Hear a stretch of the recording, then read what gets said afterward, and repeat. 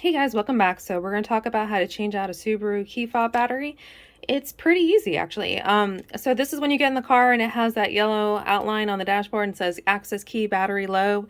Mine in particular is for a Subaru Ascent 2019, but I'm pretty sure that this is the same model they've been using for years now. So you flip it over, you hit the button, you pull out your actual key to your car. You can actually use this to get into your car if this thing ever does just completely die out on you.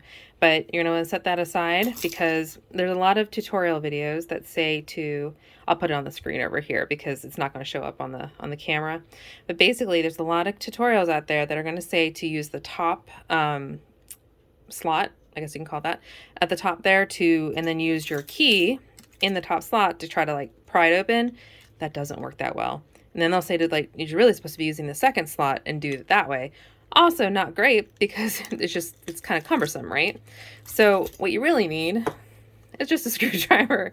I chose one with a pretty small head in there because it's just easier. You stick it in the second slot, you crank it to the right to have that like pattern or the tension on it, and that will break the seal all the way around right here. I don't want that to fall off the table there. All right, pull that off. You're going to see your battery. And if I flip it out, of course, there's your circuitry. These are the buttons that are going to set off anything, so make sure you don't press those. So just kind of put that aside for right now. I want to draw your attention to this matting in here. This is a silicone, just a mat that just keeps out debris. This is a good time just to kind of blow all this dust out and everything. Over time, it can just get in and it can mess up your, what just fell out? Oh, it's actual the thing here. So don't flip it over like I just did, but it goes back in pretty easy. It's all just a big puzzle basically. All right, so get all the dust and everything out of there. So over time, it doesn't wear everything down. Put that down. Over here, hold it by the side. This part is surprisingly fragile, so don't like yank on it, but what you want to do is get this battery out. These two right here, these two little nodules, they don't move. So you want to make sure that you're messing with the ones over here on the right. So what you want to do is take your screwdriver, get under the battery, and then just very slowly pop it out. None of this stuff, if you have to force anything in this whole process, you're doing it wrong.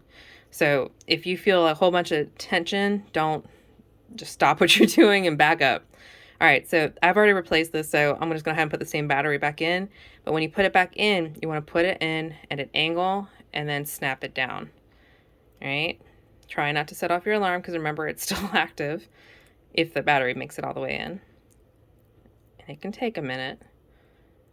I've seen some people like just get this in like on the first try. There we go. That's pretty good.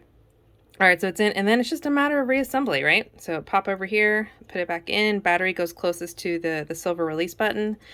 From over here, make sure you get it on the correct way, and just snap it back together. Boom, you're done. Pretty easy. Oh, we didn't put the key back in. There is one more thing about this.